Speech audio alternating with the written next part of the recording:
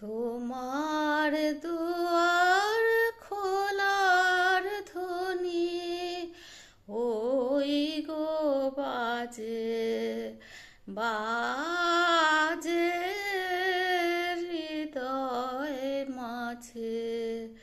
তোমার দুয়ার খোলার ধ্বনি। এই মালতী, দেখ তো ফোনটা কে করেছে। মাসি, দাদা করেছে। হ্যালো হ্যালো, বাপি? হ্যাঁ মা, আমি বাপি বলছি। হ্যাঁ বাবা, কেমন আছিস? বৌমা, আমার দিদিভাই কেমন আছে? সব ভালো আছিস তো? মা, আমরা মোটামুটি আছি, খুব বেশি ভালো নেই। কেন বাবা, কি হলো? আমি যে তোদের আনন্দের খবর শোনার জন্য বসে থাকি। তো কি হয়েছে বাবা, কি হলো? তোমার নাতনি খুব অবাধ্য হয়ে গেছে। সারাদিন বাড়ির বাইরে থাকে, রাতে রোজই কিছু জিজ্ঞাসা করলে জবাব দেয় না, মায়ের মুখে মুখে তর্ক করে। তা মা, আমি আর পারছি না, তুমি চলে এসো।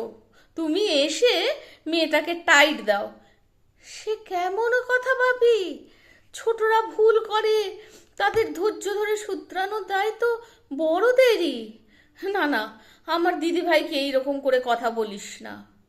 মা, আমি শনিবার সকালে যাব, আর ওখান থেকে তোমাকে নিয়ে আসব। তুমি মালতী, রান্নার লোক, সমস্ত মালি সবাইকে ছুটি দিয়ে দিয়ে এসো। কতদিনের জন্য নিয়ে যাবি বাবা? জীবনের শেষ দিন পর্যন্ত। আচ্ছা দেখি। এই গল্পে মা মানে মিসেস ব্যানার্জি, উচ্চশিক্ষিতা, জ্ঞানী, উদার মনস্কা। একসময় নামকরা কলেজের প্রফেসর ছিলেন। স্বামী বছর 2 আগে গত হয়েছেন।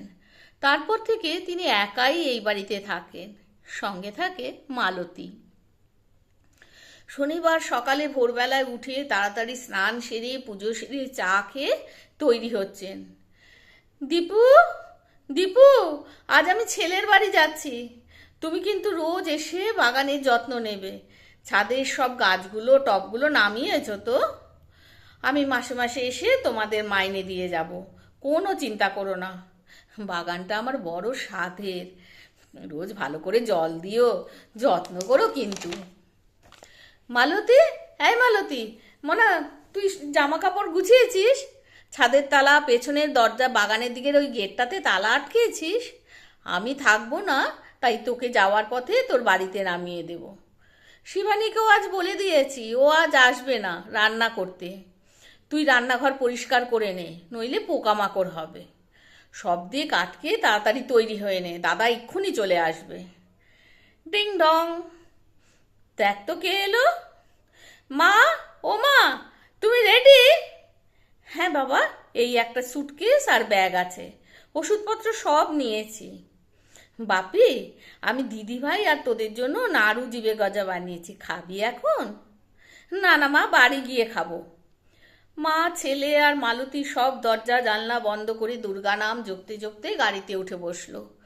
ডান দিক বাঁ দিক করতে করতে গলির ধারে মালতীদের বাড়িতে নামিয়ে সোজা গাড়ি ছুটলো বাড়ির দিকে। বেল বাজাতেই ওদের বাড়ির কাজের ছেলেটা দরজা খুলল।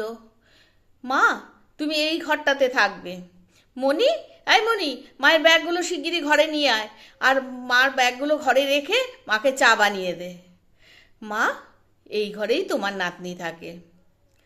দিদি ভাই, বৌমা কোথায় রে বাপি? অনু, অনু, দেখো মা এসেছেন। এসো বৌমা, এসো। অনু মিসেস ব্যানার্জির পুত্রবধূ। কোনো রকমে প্রণাম সেরে, মা ভালো আছেন? হ্যাঁ বৌমা, আমি ভালো আছি। শাশুড়ির দুপুরের লাঞ্চের ব্যবস্থা করতে রান্নাঘরে চলে গেল। বাপি, আমার দিদি ভাই? সে আবার কোথায় বেরিয়েছে কে জানে। তা আজ তোমার বড্ড ধকল হয়েছে, তুমি লাঞ্চ সেরে তাড়াতাড়ি বিশ্রাম করে নাও। হ্যালো মুন্নি, কে বাবা? আজ তাড়াতাড়ি বাড়ি এসো, ঠাম্মি এসেছে আমাদের বাড়িতে। তখন উদ্দাম নাচ গান হইচই হচ্ছিল, সেই জন্য এক নিমেষেই কথা শেষ করে ফোন কেটে দিল মুন্নি। হ্যাঁ, আজ একটু আগেই বাড়ি ফিরেছে সে, টলতে টলতে। বাবা মা দুজনেই বিরক্ত। ঠাম্মি নাতনিকে জড়িয়ে ধরে আস্তে আস্তে খাটে শুয়ে দিল। ভেজা গামছা দিয়ে মুখ হাত পা সব মুছিয়ে মাথায় হাত বোলাতে লাগলো। না না, মিসেস ব্যানার্জির চোখে জল আসেনি সেদিন, শুধু আনমনা হয়ে যাচ্ছিল। ভাবছিল কলেজে কত মেয়েকে উনি ঠিক করেছেন, বিপদ থেকে ফিরিয়ে এনেছেন। কিন্তু আজ তিন্নির পা দুটো খাটে ঠিক করে নিজে নাতনির পাশে শুয়ে রইল। কেন জানি না সেদিন মিসেস ব্যানার্জির এক্কেবারে ঘুম আসেনি। সকালে নাতনির ঘুম ভাঙলে দুর্গা দুর্গা নাম নিলেন। আমার সোনা দিদি ভাই, আয় সোনা আয়, আমার বুকে আয়। তুমি কখন এসেছো ঠাম্মি? কাল দুপুরে রে দিদি ভাই, তুই ছিলি না, তাই খুব ফাঁকা লাগছিল। জানিস দিদি ভাই, আজ আমি তোর জন্য আলু ভাজা আর রুটি বানিয়েছি, ব্রেকফাস্টে খাবি বলে। তোর বাবা না ছোটবেলায় এটা খেতে খুব ভালোবাসতো, তুই খাবি তো? মুন্নি এইসব জিনিস কোনোদিন খায়নি, কিন্তু মা ঠাম্মার মন রাখতে বলল, হ্যাঁ ঠাম্মি খাবো। আজ লাঞ্চে তোর জন্য কি খাবার বানাবো বল, আমি তৈরি করে রাখবো। প্রাত্যহিক কাজ সেরে ব্রেকফাস্ট করতে করতে কত গল্প করলো ঠাম্মির সঙ্গে। ঠাম্মি ওর ছেলেবেলার গল্প, ওর বাবার ছেলেবেলার কত গল্প এইসব করলো। হাসি মজায় বেশ কয়েক ঘন্টা কাটলো। তারপর ফোন এলো, বন্ধুরা করেছে। ঠাম্মি, আজ বন্ধুরা ফোন করেছে, বেরোতে হবে। আচ্ছা যাও দিদি ভাই যাও, বেশি রাত করো না, আমি চিন্তা করব তো, আমি যে তোমাকে খুব ভালোবাসি, তুমি তো আমার বন্ধু তাই না? হ্যাঁ ঠাম্মি। সেজে গুজে মুন্নি বেরিয়ে গেল। মা দেখলে দেখলে কেমন বেরিয়ে গেল, একবার আমায় বলার প্রয়োজনও মনে করলো না। কেমন অবাধ্য হয়েছে দেখো। বাবা তুইও তো আবার এইরকমই বেরোতিস, সব ভুলে গেছিস? তুই ফিরতে দেরি করতিস আর তোর বাবা রাস্তায় দাঁড়িয়ে থাকতো আর আমার উপর সে কি হম্বি তম্বি রাগারাগি করতো। আর তুই যখন ঘরে ফিরতি তখন একবার কিছু বকতো না পর্যন্ত, তোকে কোলের কাছে নিয়ে একদম শুয়ে পড়তো। আরে এই বয়সটাই তো এই রকম, এই বয়সটাতে তো আনন্দ করবেই। এর মধ্যে বৌমা চেঁচামেচি শুরু করে দিয়েছে, দুজনের তুমুল ঝগড়া লেগেছে। কোনো পরোয়াই নেই, মা বাইরে ধৈর্য ধরে বসে আছে। ছোটদের শিক্ষা দেওয়া যায়, কিন্তু এত বড়দের শিক্ষা দিতে গেলে যে অপমানিত হতে হবে সে কথা ভালো করেই জানেন মিসেস ব্যানার্জি। কিছুক্ষণের মধ্যে বৌমাও বেরিয়ে গেলেন খুব সাজুগুজু করে। আজ মুন্নি বেশ তাড়াতাড়ি বাড়ি ফিরেছে। ঠাম্মি জিজ্ঞাসা করলো, কোথায় গিয়েছিলি দিদি ভাই, কোনো টয়ফ্রেন্ড আছে নাকি? ও বলল, টয়ফ্রেন্ড থাকলে তো তোমাকেই বলবো, তুমি তো আমার বন্ধু। তাহলে সিনেমা, কি সিনেমা দেখলি? ওই শাহরুখ খান আর দীপিকা পাড়ুকোনের সিনেমা? না না ঠাম্মি, আমি পাবে গিয়েছিলাম। পাব কাকে বলে জানো? না দিদি ভাই, তা তো জানি না। যেখানে সবাই ড্রিঙ্ক করে আর নাচ করে। ও তাই দিদি ভাই, একদিন আমাকে তোর বন্ধুদের সঙ্গে পরিচয় করিয়ে দিবি? আমি তো তোর বন্ধু, তোর সঙ্গে আমিও পাবে যাব। আচ্ছা, তুমি নাচ করতে পারবে, ড্রিঙ্ক করতে পারবে? আরে পারবো রে পারবো, আমার দিদি ভাই পারে আর আমার আমি পারবো না?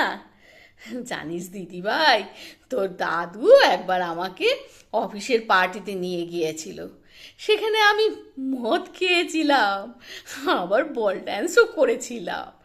সে কি অবস্থা, আমার পা মচকিয়ে টচকিয়ে একাকার কাণ্ড। তারপর থেকে তোর দাদু আর কোনোদিন আমাকে নিয়ে যায়নি। তা তুই চিন্তা করিস না, এখন তো আমি অভিজ্ঞ হয়েছি, বল কি, তাই তো? তা মুন্নির সঙ্গে ঠাম্মি দারুণ ভাব জমে উঠেছে। একদিন ঠাম্মিকে বলছে, ঠাম্মি তুমি কি ভালো, এতদিন তুমি আমাকে ছেড়ে ছিলে কেন বলো তো?